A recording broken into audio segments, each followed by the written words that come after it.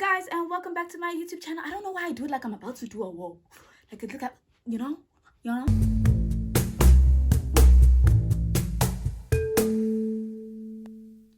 Hey guys, and welcome back to my YouTube channel. If you are new though, hi, hello, welcome. I hope you're good because I'm good, I'm great, I'm fantastic.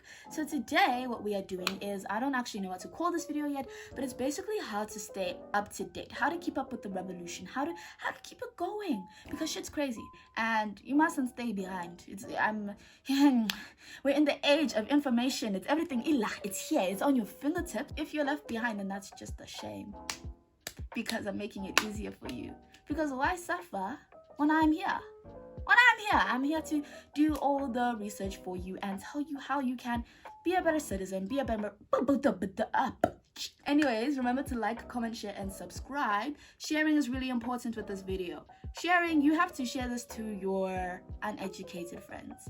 And just say Sim told you to share.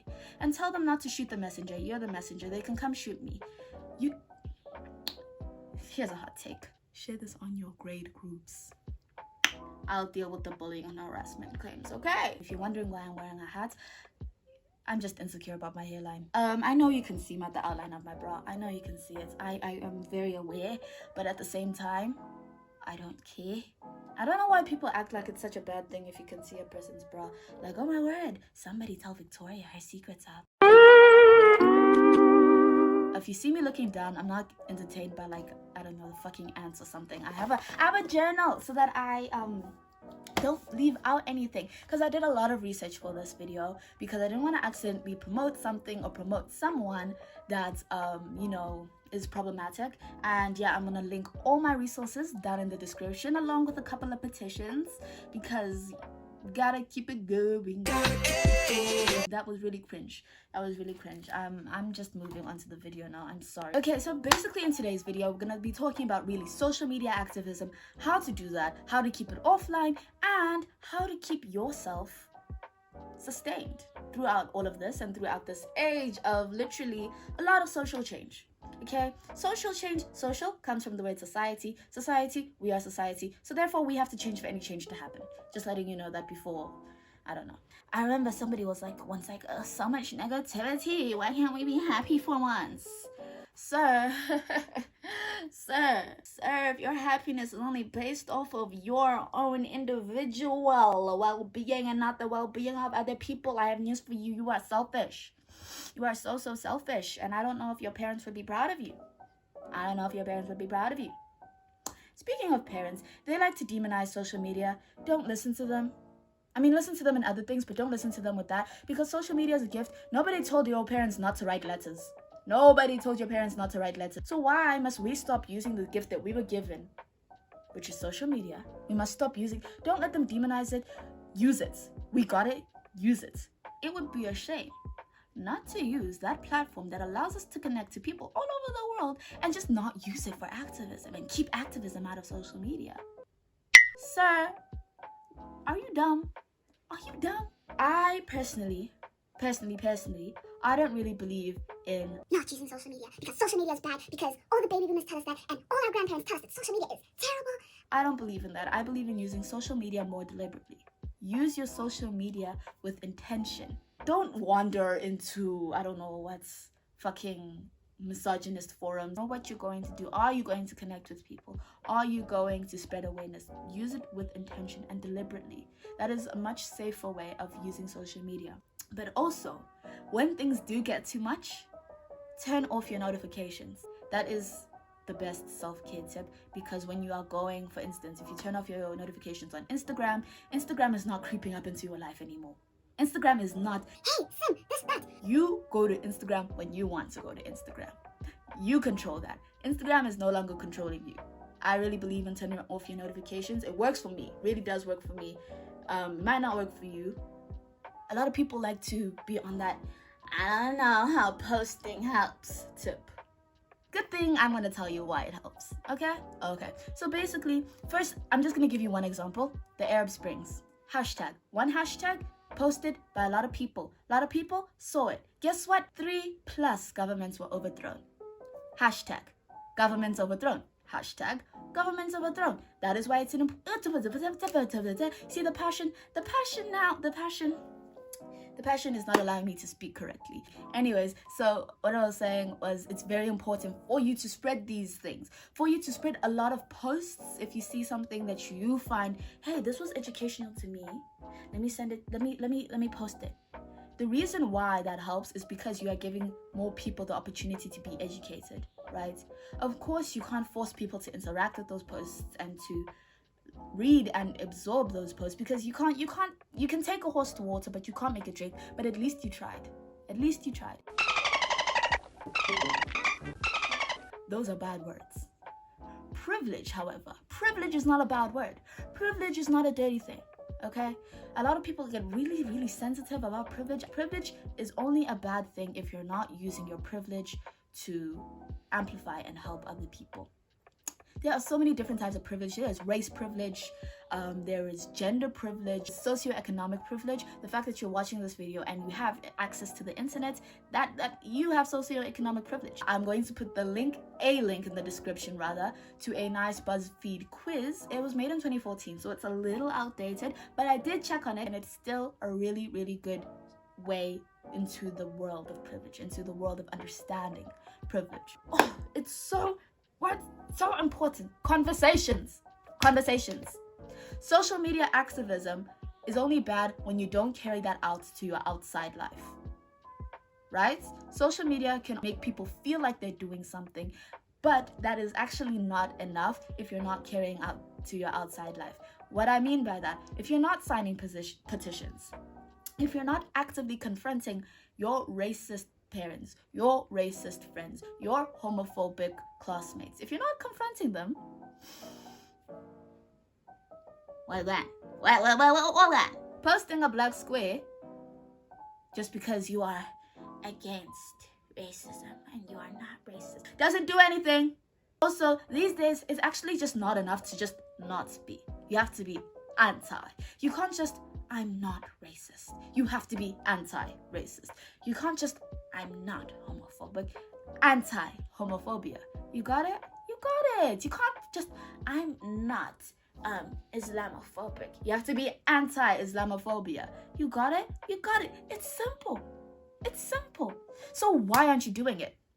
Why did you need a 17-year-old on the internet who hardly has a platform to call you out? Why did you need that? And on that topic, I just want to talk about the fact that you're going to make mistakes. You're human. You're fucking human.